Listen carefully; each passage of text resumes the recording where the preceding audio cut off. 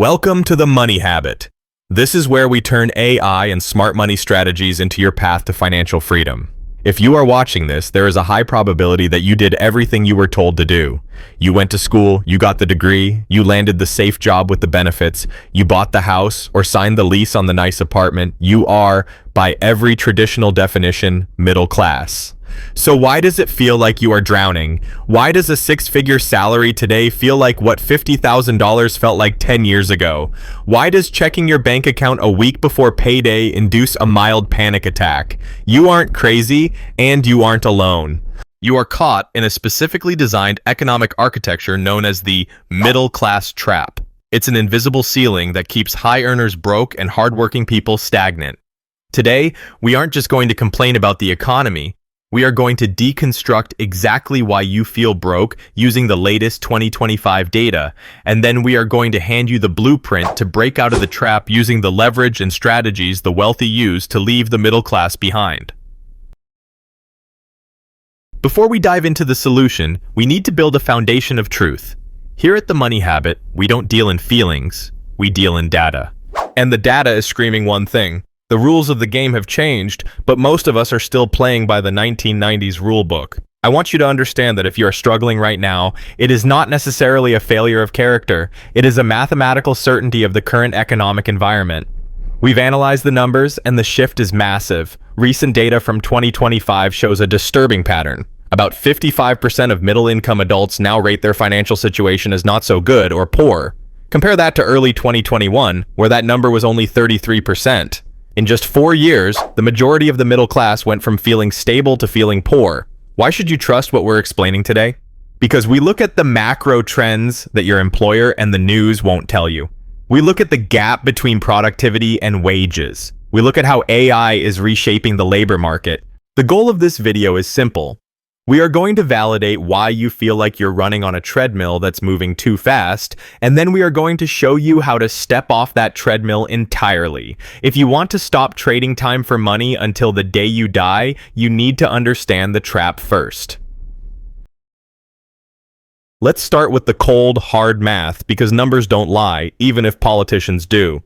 We often hear the term inflation thrown around in the news, usually accompanied by a sanitized percentage like 3%.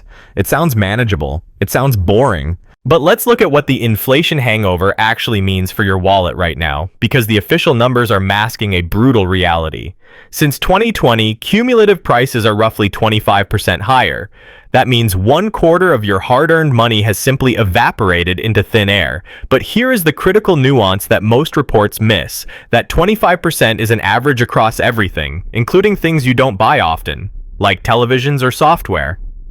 When you drill down into the survival basket, the core essentials you physically need to exist, like groceries, fuel, rent, and electricity, those costs are up over 30% to 40% compared to early 2021. Think about the implications of that. If your household spends $2,000 a month on food, energy, and housing, that exact same lifestyle now costs you nearly $2,800. That is $800 post-tax dollars gone every single month. That's nearly $10,000 a year stripped from your savings potential just to eat the same quality food and keep the lights on. This creates a phenomenon economists call the running in place effect. Maybe you've been grinding at work. Maybe you got a decent performance review and a 4% raise. In 2015, a 4% raise was a step forward. In 2025, a 4% raise is a mathematical pay cut. You are making more money on paper than you ever have in your life. You see the higher number on the direct deposit, yet you can afford significantly less than you could 5 years ago. You aren't imagining it.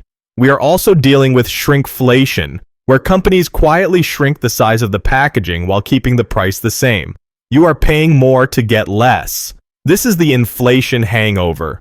We are witnessing a structural shift where the cost of entry for a basic middle-class lifestyle has been raised permanently. The price of the ticket went up, but your salary is still stuck on the old pricing model. This explains the deep, underlying stress you feel. It explains why, according to recent reports, more than 1 in 5 middle-income households are dipping into their savings just to cover basics. It's not because they are financially irresponsible, it's because the math of the middle class is currently broken. However, if we only blame the Federal Reserve or corporate greed, we are missing half the picture. There is a psychological component to this trap that is entirely internal, and it is arguably more dangerous because it is invisible. You are fighting a war against your own brain, and right now your brain is losing. It's called the Diderot effect. Named after the French philosopher Denis Diderot, this concept states that obtaining a new possession often creates a spiral of consumption, which leads you to acquire more new things. It shifts your identity. As a result, we end up buying things that our previous selves never needed to feel happy or fulfilled, just to maintain a sense of cohesion in our lives. Here is the modern middle-class version of this tragedy. You finally get that promotion to senior manager. You make an extra $600 a month. Logical money habit thinking says you should invest that $600 into an index fund. But the middle-class trap whispers in your ear, now that I'm a senior manager, I shouldn't be driving a dented 10-year-old Honda. So you upgrade the car to a Tesla or a BMW, but now that shiny new car looks out of place parked in front of your old apartment or paired with your old wardrobe. So you upgrade the apartment, you upgrade the clothes, you upgrade your watch. Suddenly, that $600 raise triggered $1,200 in new monthly liabilities. You have upgraded your way into poverty. This is exacerbated by the comparison trap. In 2025, the pressure is unprecedented. You aren't just keeping up with the Joneses next door, you are psychologically competing with the Kardashians, the influencers in Dubai, and the 22-year-old crypto millionaire on your For You page. Social media algorithms are designed to show you a curated, highlight reel reality that makes your actual life feel inadequate. This creates a status deficit. We are constantly bombarded with signals that success equals spending. This pressure forces the middle class to spend money they don't have, to buy things they don't need, to impress people they don't even like.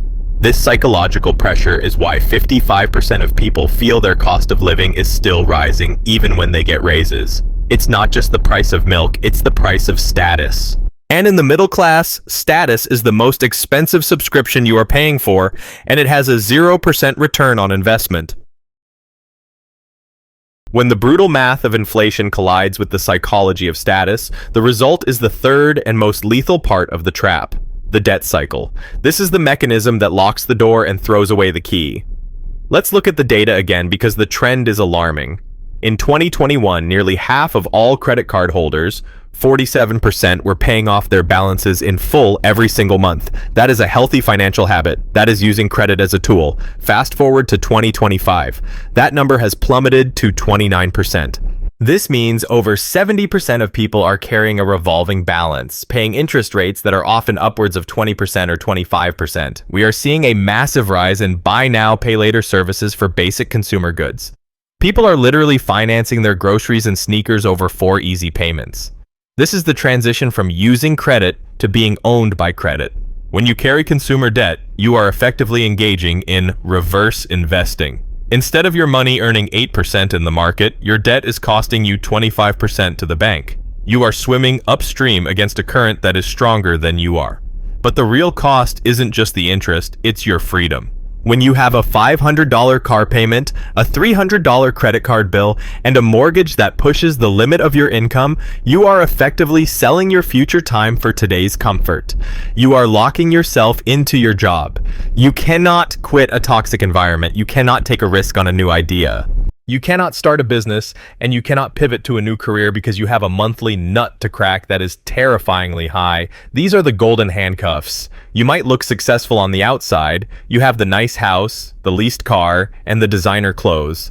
But internally, you are terrified of losing your paycheck for even 2 weeks.